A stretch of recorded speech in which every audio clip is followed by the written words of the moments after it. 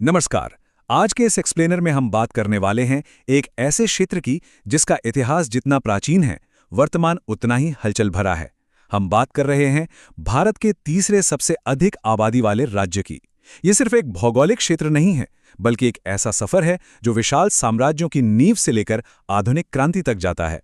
तो चलिए, बिना किसी देरी के इस दिलचस्प सफर की शुरुआत करते हैं। आज के इस विश्लेषण के हमारे प्रमुख पड़ाव होंगे यहाँ की जमीन और लोग, इसके प्राचीन अवशेष, मुगल प्रशासन की नींव रखने वाले सुधार और अंत में आधुनिक स्वतंत्रता संघर्ष। तो आइए सबसे पहले नजर डालते हैं यहाँ की जमीन और यहाँ बसने वाले लोगों पर। जरा इन आंकड़ों को देखिए। 2021 के अनुसार यहाँ 8 करोड़ 29 लाख से भी ज्यादा लोग रहते हैं। मतलब पूरे भारत की कुल आबादी का करीब 8.07% हिस्सा सिर्फ इसी एक राज्य में है। ये कोई छोटा मोटा नंबर नहीं है, ये इसे देश का तीसरा सबसे ज्यादा आबादी वाला राज्य बनाता है। जरा सोचिए, इतने बड़े पैमाने पर मानव संसाधन का एक ही जगह पर होना कितनी बड़ी बात है। लेकिन ठहरिए, तस्वीर का एक दूसरा पहलू भी है। 2011 की जनगणना के आंकड़े हमें कुछ बहुत ही हैरान करने वाला बताते हैं। जहां एक तरफ इतनी भारी आबादी है, वहीं यहां का शहरीकरण सिर्फ 10.47% है। अगर हम इसकी तुलना 31.16% के राष्ट्रीय औसत से करें तो फर्क एकदम साफ नजर आता है। इसका सीधा सा मतलब यह है कि ये राज्य आज भी अपने जड़ों से, अपने गांव से बहुत गहराई से जुड़ा हुआ है।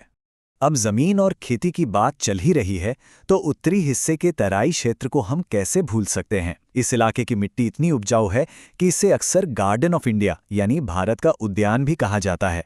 सच में ये जगह अपनी बागवानी के लिए मशहूर है, खासकर यहाँ की वो मीठी लीची और रसीले आम जिनका स्वाद ही अलग होता है। और इस शानदार हरियाली के पीछे का जादू क्या है? वो है यहाँ की मानसूनी जलवायु। यहाँ का मौसम एकदम स्पष्ट है। तपती गर्मियाँ, फिर झमाझम मानसूनी बारिश और उसके बाद कड़ाके की सर्दियाँ।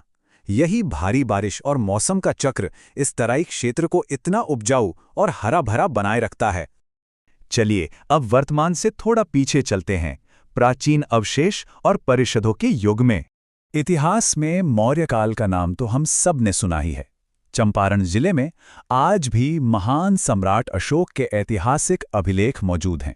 लोरिया, नंदनगढ़, लोरिया अरेराज और रामपुरवा की जगहों पर पाए गए ये स्तंभ और शिलालेख सिर्फ पुराने पत्थर नहीं हैं, बल्कि ये वो ठोस सबूत हैं जो आज भी उस दौर की भव्यता और महानता की कहानी खुद बयां करते हैं।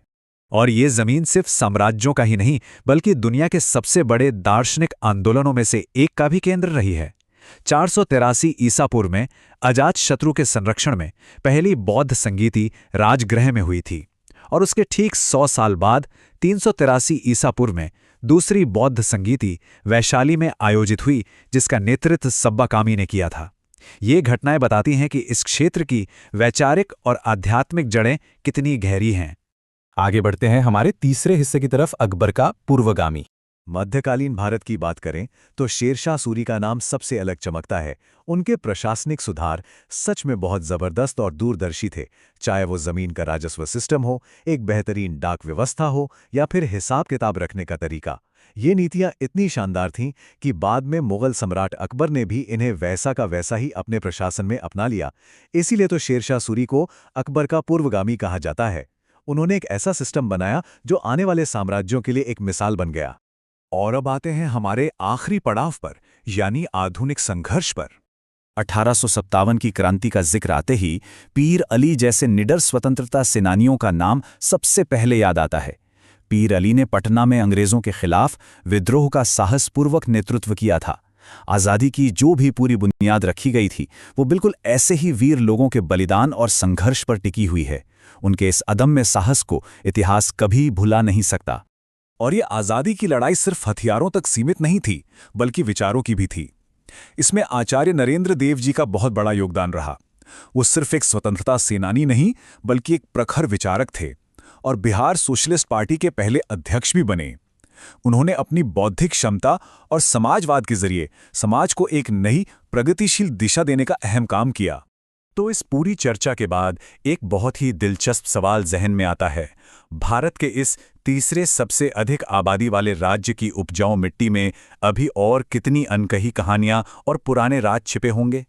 एक ऐसा क्षेत्र जो सदियों से ज्ञान, क्रांति, खेती और शानदार प्रशासन का केंद्र रहा है, वो आज भी हमें बहुत कुछ नया खोजने के लिए प्रेरित करता है। इस एक्सप्लेनियर में हमारे साथ जुड़ने के लिए बहुत बहुत धन्यवाद।